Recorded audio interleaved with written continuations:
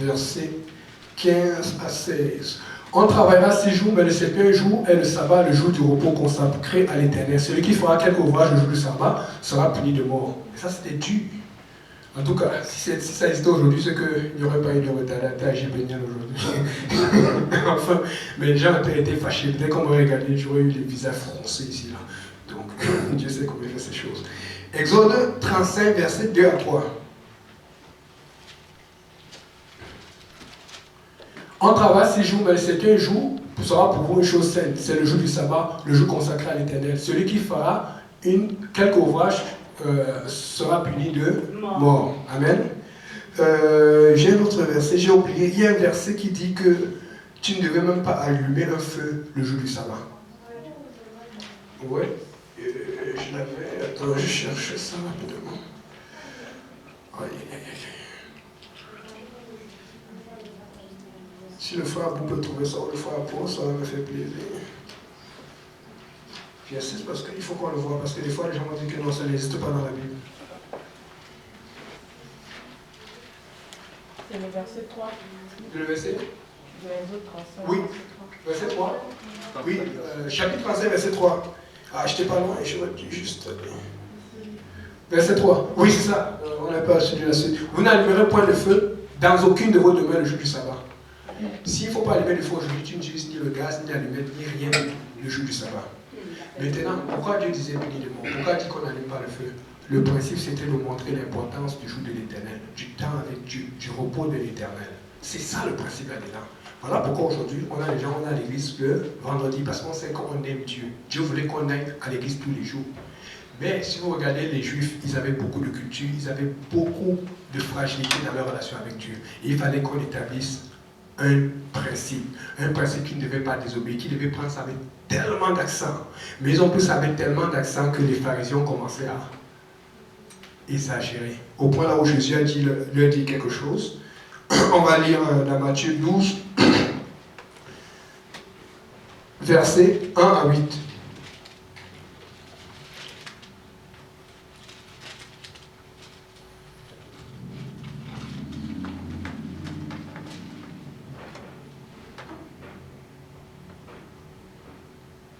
Matthieu 12, verset 1. En ce temps-là, Jésus traversa les champs de blé un jour de sabbat. Ses disciples qui avaient faim se mirent à arracher des épis et à manger. Le jour du sabbat, tu ne devais même pas travailler. Tu devais faire ta nourriture la veille.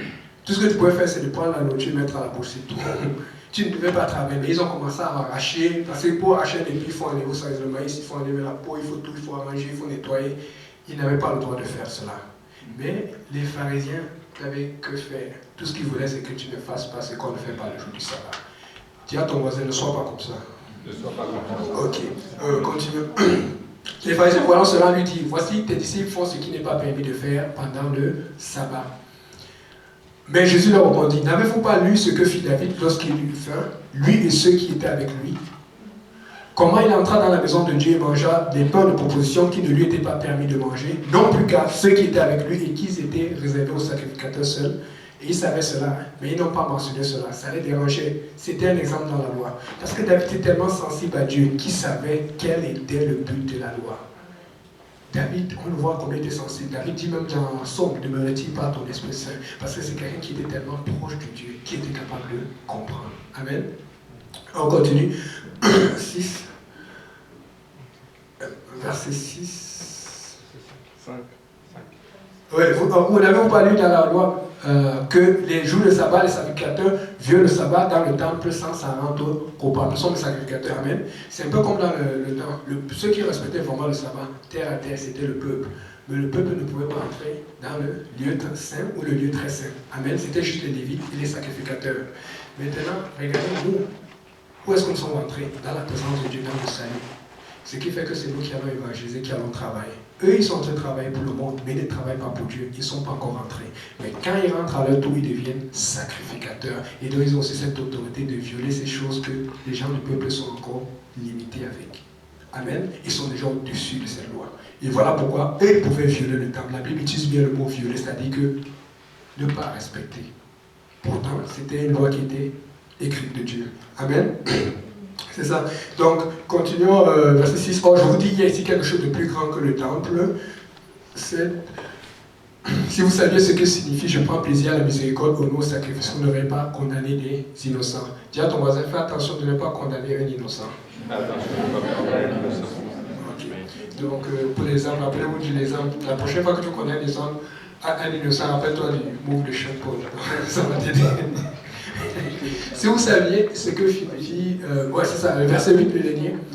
Car le Fils de l'homme est le maître du sabbat. Amen. On avait dit quoi tout à l'heure? Que celui qui établit la loi, c'est Dieu, quelqu'un qui est le rôle écrit. Et si c'est le Fils de l'homme qui est maître du sabbat, qui établit le sabbat, il peut aussi l'enlever. Amen. Ok. Amen. Donc, on va continuer. Maintenant, je vais donner un dernier exemple qui est très important. Le plan du tabernacle. J'aime vraiment cet exemple parce qu'on va voir beaucoup de choses là-dedans. Si le frère vous peut mettre la première slide. Exode 25, versets 10 à 15. Juste regardez la première slide, observez bien. On va discuter ensemble, comme c'était des mathématiques ou une évaluation. Regardez bien les barres, ok? Regardez les anges au-dessus. Regardez les bordures. Deuxième slide. On va essayer de voir la différence tout à l'heure. Regardez encore, troisième slide. Et puis la dernière slide.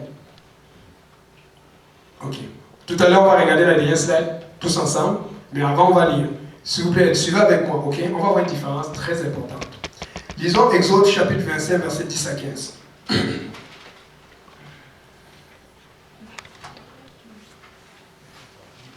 Je lis.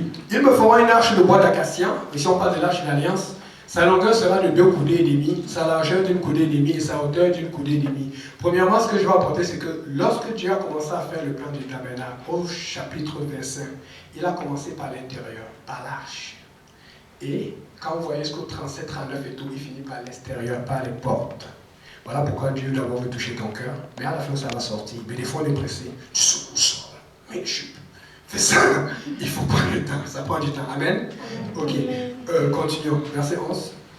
Tu la couvriras donc, puis tu la couvriras en dedans et en dehors, tu feras une bordure tout autour. Retenez bien, bordure tout autour. Amen.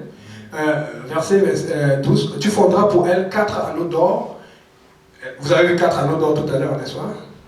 Bon, ceux qui ne se rappellent pas, je vous donne ces choses qu'il faut remarquer. 4 anneaux d'or, et tu les mettras à ces 4 coins, 2 anneaux d'un côté et 2 anneaux de l'autre.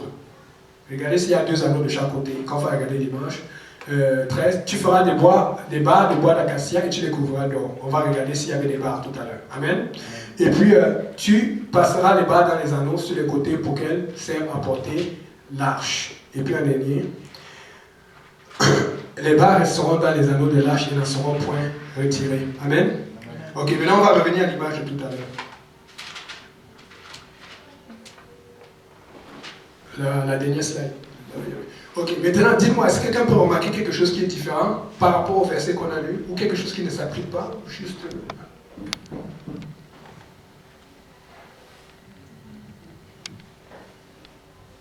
J'ai regardé les images de comment chacun interprète, comment chacun dessine l'arche et j'ai pris les plus proches. Quelqu'un voit quelque chose, des différences entre les différentes arches ou des différences entre ce qu'on a vu sur la Bible. Oui. Déjà la différence, c'est la structure de l'arche. La forme carrée est différente. Ok. Elle a changé. Ok. Pour le comme la hauteur de la... Amen, amen. Ok, juste apporter, c'est bien de remarquer ça parce qu'en fait c'est moi qui ai tiré l'image pour voir si... Non, moi c'est carré aussi, mais c'est bon, je voulais être sûr que tu avais remarqué, ça c'est bon, continue. Les deux arbres sont comme ça. Amen, ça c'est une bonne remarque aussi là. Une dernière remarque que j'attendais que personne... Oui. Et les pieds? Amen, ça je suis d'accord, ça c'est ce que je voulais savoir. Si vous regardez tous les autres versets, Dieu n'a jamais demandé des pieds. Des fois, on peut commencer à ajouter des choses que Dieu n'a jamais demandé. Amen. On se rappelle ce qu'ils avaient fait. Ils avaient pris l'arche, ils avaient mis sur un chariot, et puis le chariot voulait tomber, ils ont voulu tenir. C'est pas qu'ils voulaient. Le problème, c'est que David avait pris un chariot qui était neuf. Tu peux penser qu'il est neuf, tu peux tout sacrifier à Dieu, mais ce n'est pas ce que Dieu avait demandé. Dieu avait demandé des barres, il fallait marcher parce que l'arche, c'est l'humain qui doit le prendre, pas l'animal. L'animal devait tirer l'arche pour eux. Et regardez, quelqu'un est mort, même s'ils avaient pris, même s'ils avaient investi combien d'argent là-dedans. On comprend. Il faut faire ce que Dieu t'a demandé. Il n'y avait pas les pieds. Merci ma soeur. Maintenant, ce que je vais apporter ici, c'est ceci, c'est que David a dit. Quand je lis Exode 25 jusqu'au verset 39, je fais des recherches. Dieu ne dit rien par rapport à la position-ci. Mais pourtant, quand on regarde, c'est positionné dans ce sens ou positionné dans ce sens. Donc les anges peuvent paraître comme ça ou les anges peuvent paraître comme cela. Moi, quand j'ai regardé, je n'ai vu aucun problème avec cela. Et j'ai compris que Dieu a fait cela exprès. Autre chose, si vous allez voir la sœur Vicky, elle va vous dire qu'à l'ingénierie, quand tu fais un projet, n'importe quel projet, que ce soit une composante électrique, électronique ou mécanique, tu dois donner un dessin, un plan complet, tu dois donner la dimension complète du début jusqu'à la fin. Vous pouvez aller la voir, elle va vous expliquer. Tu dois donner la réaction mécanique, les propriétés mécaniques, les propriétés chimiques à basse température, à haute température, parce que si quelque chose arrive, que ce soit dans un avion ou ailleurs, on va dire que tu n'avais pas vérifié cela et tu vas avoir des plaintes. Tu vas avoir des problèmes. Mais quand je regarde ici, je vois que Dieu a été très spécifique dans les dimensions, mais après il a laissé faire. Je donne un exemple. Si vous regardez ici, il y a une autre différence que j'ai remarqué. Les barres sont en bas, mais ici les barres sont en haut. J'ai regardé dans la Bible. Dieu n'a jamais dit là où tu veux mettre les barres. Si vous regardez aussi ici, là, l'anneau est tout petit, mais Dieu n'a jamais donné la taille de l'anneau. L'anneau pouvait être grand, mais il faut comprendre ceci. Si l'anneau est très grand, la barre, ça va secouer, ça va trembler. On sait que dans les vibrations, ça fatigue les mains. Parce que Dieu s'attend à ce que l'homme pense à cela. Voilà pourquoi Dieu va commencer quelque chose et il va te laisser finir. Mais il doit te donner une règle de départ pour que tu sois dirigé, pour que tu sois dans la pédagogie de Dieu. Et quand tu es dans la pédagogie, comme on dit, la loi est un pédagogue, c'est à toi de continuer par l'esprit. Maintenant, regardez, les barres auraient pu être grandes et énormes. Mais pourquoi on fait les barres petites? Parce que si elles sont trop grandes, elles vont être trop lourdes. Pourquoi on fait les barres pas trop longues? Dieu n'a pas donné la longueur des barres. Mais on sait que si elles sont trop longues, elles vont casser facilement. Dieu n'a spécifié rien à propos de cela. Maintenant, il y a un verset qu'on échappe souvent, où Dieu dit ce qu'il va faire pour s'assurer qu'on ne fasse pas d'erreur. Regardez, lisons le verset, chapitre 31, verset 1 à 7. L'Éternel parla à Moïse et dit: sache que j'ai choisi Betsaël, fils d'Uri, fils de Hu, de la tribu de Juda. Et je l'ai rempli de l'Esprit de Dieu, d'intelligence et de savoir pour toutes sortes d'ouvrages. Dieu allait donner ses instructions, mais il fallait qu'il donne son esprit pour qu'on puisse continuer le travail. Sinon, les gens n'allaient pas savoir comment finir le travail.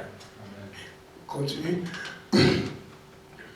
Je l'ai rendu capable de faire des inventions, de travailler l'or, l'argent et les reins. Parce qu'il y avait de l'or, il y avait de l'argent et des reins dans le tabernacle. Il y en avait beaucoup. Continuons. De graver des pierres enchâssées, de travailler le bois et d'exécuter toutes sortes d'ouvrages.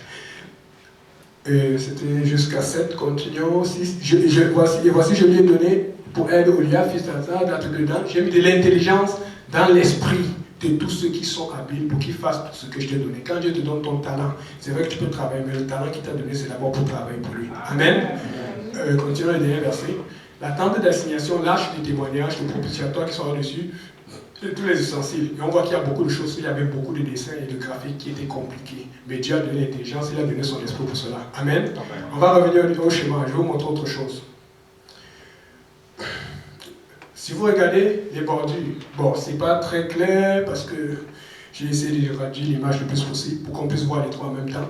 Vous voyez, les bordures devaient être faites d'or. Si vous lisez Exode 25, verset 9 jusqu'à 12, vous allez voir que les bordures devaient être d'or.